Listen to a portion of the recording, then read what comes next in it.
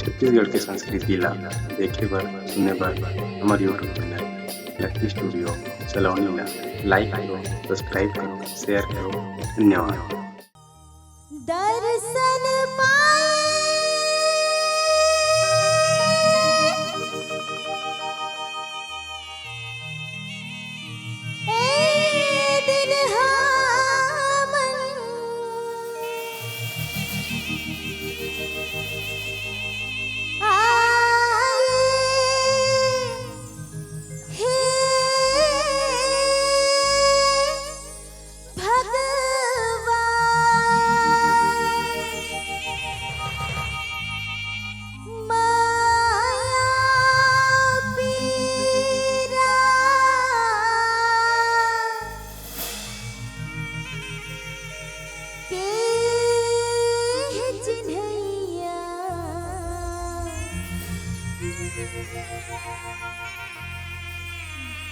बन के आए सिया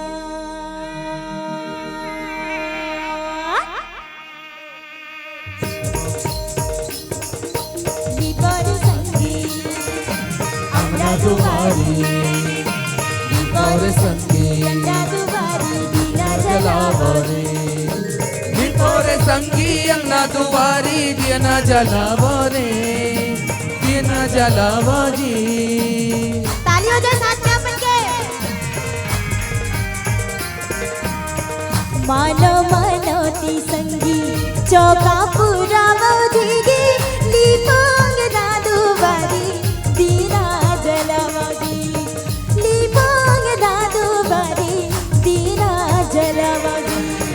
मानो मनोती संगी चौका पूरा मौजीगी लीपोंग ना दुबारी दीना जलावरी लीपोंग ना दुबारी दीना जलावरी।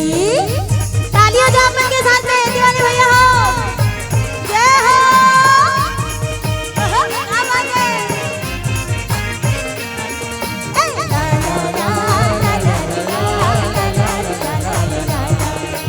ला ला ला ला ला आगे ही बहुना घर मां बन के भगवान जी आगे ही बहुना धर्मा बन के भगवान जी पर गोदी करा सुखर बाजे निशान जी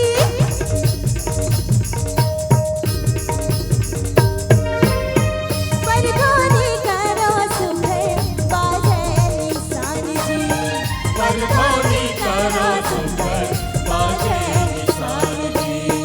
धन धन हो गए तेरा नाचो गावो दीदी लीमांग ना दुबारी तेरा जलावो जी। मानो मनोती संगी चौका पूरा बाजी लीपोंग ना दुबारी दिया न जलावो जी। जय हो। खेती वाले ताली हो जाए अपन की दीदी हो।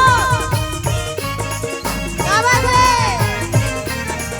अरे गाना ला ला ला ला ला ला ला ला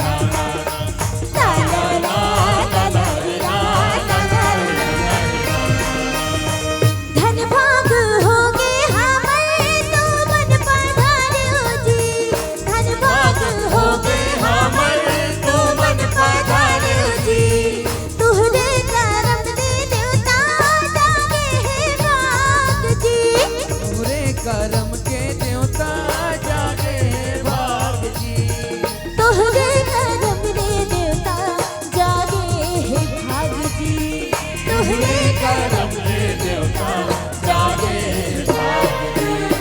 घर के दो बारी मलोटा पानी बढ़ावो दीदी दीवांग ना दुबारी दीना जलावो जी।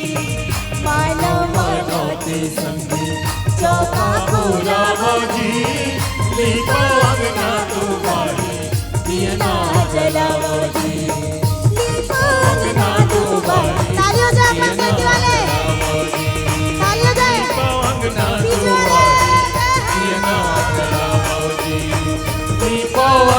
दुआरी दियना जलावो जी लीपो अंगना दुआरी दियना जलावो जी लीपो अंगना दुआरी दियना जलावो जी लीपो अंगना